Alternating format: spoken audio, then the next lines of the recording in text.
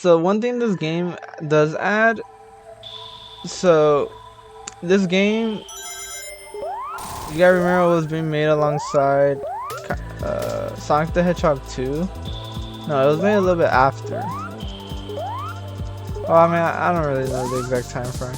But this game does have a spin dash, but it's a weird version. So you'll see right now. That's what I enabled. That's why I went into the settings. And this is our, obviously, this game's water level. Because you can't really rev it up. You just hold down and hold X. And that's it. You just spin. You can't really like rev it up like you can in Sonic the Hedgehog 2.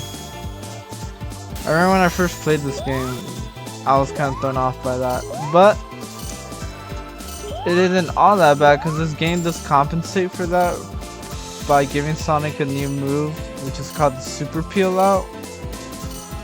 And so what it is it's basically a faster version of the Spin Dash, but it makes you more vulnerable. And it really works for this game since, you know, you need to be pretty fast to be able to time travel and all. It really comes in handy, so I'll show you what it looks like. All you do is just hold up and then like just tap X and then you just do that. And then Sonic's legs form like a figure 8 shape. I really like it, and it's a shame that they don't ever reintroduce that move. They do reintroduce it in Sonic Mania, but Sonic Mania came out in 2017. This game came out in 1993, so that's a long time in between.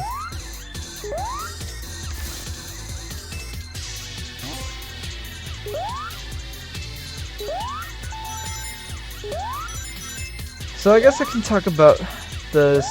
Now I can kind of go into detail about like this game and all. Because honestly, I really don't have any personal anecdotes with this game. I just really, the first time I played this game was, I think, like what, 3 years ago. So I don't really have any like childhood memories going up with this game. But I really do love this game and the whole time travel concept. Oh, I'm about to drown. Just because I love time travel. I love time traveling. It's like such a like cool concept to me. Just the way how, I don't know. It's because since time is such an abstract concept. Just, you know, it's always interesting to see how people try to interpret time traveling, because, you know, there's different types of paradoxes, and since time is really such an abstract concept, like we don't know how it works, you know what I mean? But I do like this game's use of time traveling and how it affects like how the zone or how the rounds of the game they actually change visually and like gameplay wise and stuff because of time travel. Because see, the whole point of this game or like the main plot of this game is that we're on Little Planet, which was the like robotic moon that you saw in the intro cutscene. You can see it's been made that way because Eggman has gone on. He has the planet tethered to the to a rock on Earth, and don't even ask me why he decided to kind of like make this place like it is, or colonize this place. I guess it could be just because this planet is known for having special time traveling properties, and I guess it could have use for time travel. But yeah, I like it because you can really see just how things, how the stages are truly different as you go. or as you travel through each different time period. So, oh my god, I'm about to drown. So when you go to like the past of every, well, you start on the present of every level, and you know the present, no big deal. Each level has its own gimmick and stuff, so that's about it. But when you travel into the past version of every level, you, oh my god, and I did it again. You see, the past versions of every level tend to be very primal, very primitive and primal, very nature heavy. With, you know, oftentimes when you see levels that are very urbanized, you'll see like the cities or the more modern concepts being constructed at that time.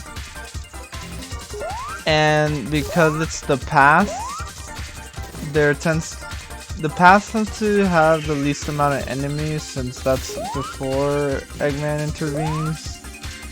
And there's more nature involved and more animals running around.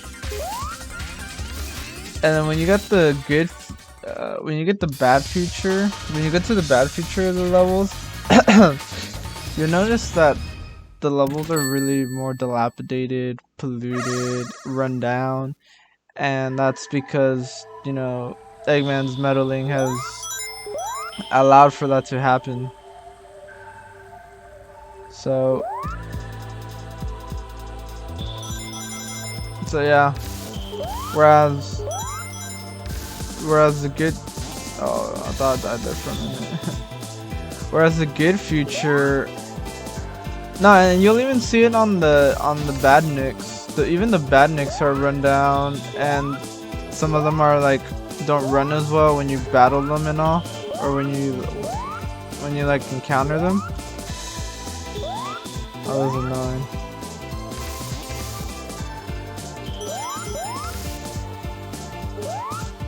It really shows you what one,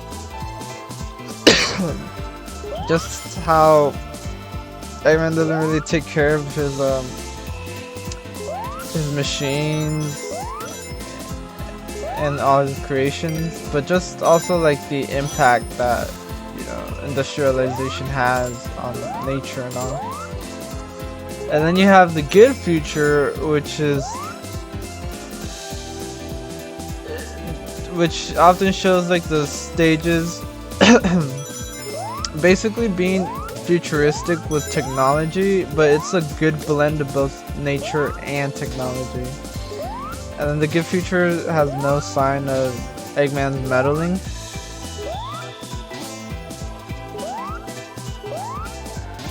And I think there also tends to be less badniks, just because you would have destroyed the robot making machine, so he wouldn't be able to make the robots. It's time to go into the past of this level and see what it looks like. So you may remember how I mentioned that Sonic 1 kind of have a bit of theme of like, it had a bit of a theme of nature versus industrialization.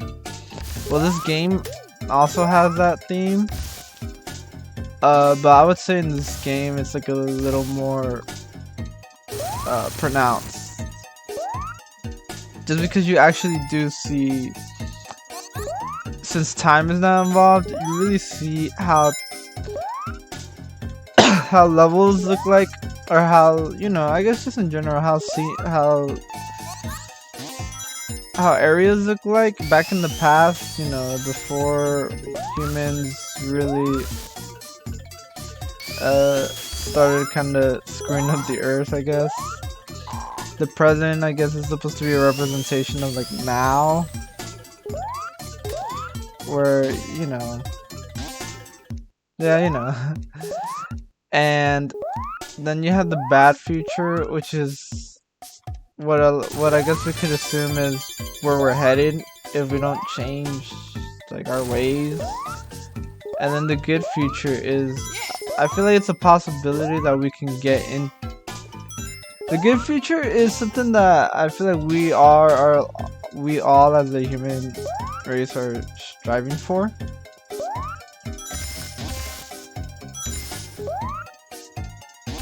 Yeah, it's something that we as humans are as a race are striving for. Because while nature is beautiful and all, trust me, I'm a huge like nature lover. I enjoy like scenery and stuff like that. I do think technology can make it better, and I mean it has, like, you know, for example, some agricultural practices with things like GMOs and stuff like that. Well, I guess GMOs have been around for a long time, so it doesn't really count. But you know, we can have like irrigation systems that really do allow like crops to grow in better environments and more rapidly. And that's really the only example I could think of.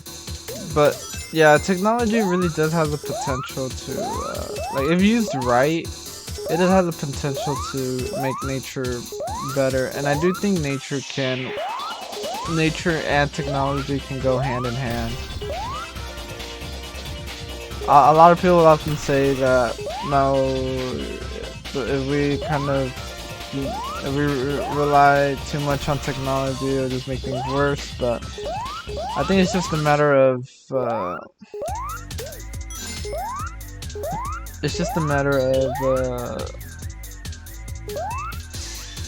finding the right blend between the two. It's like with things like using synthetics. That's something that I would say is an example of future technology. Okay, so this boss is gonna be a rehash of a boss that we saw in Sonic the Hedgehog 2, but just much easier.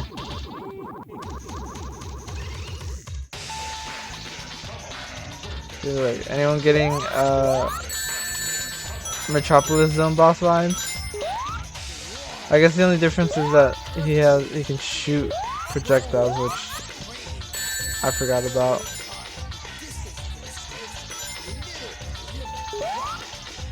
Yeah, so we had to ingest all these bubbles and take out his shield.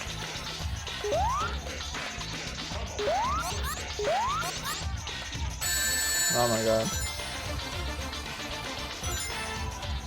Yeah, so I really do love this game just for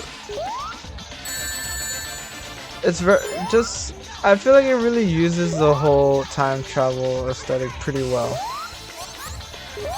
Cause you know, oftentimes with time traveling in media, it tends to be hit or miss. It tends to be a hit or miss depending on how well it's utilized, or depending on how like convoluted they make the whole plot be. But I feel like this game does a pretty good job at it. Oh, and that's another thing I forgot to mention. So, when you get to the third zone of every round, it always takes place in the future.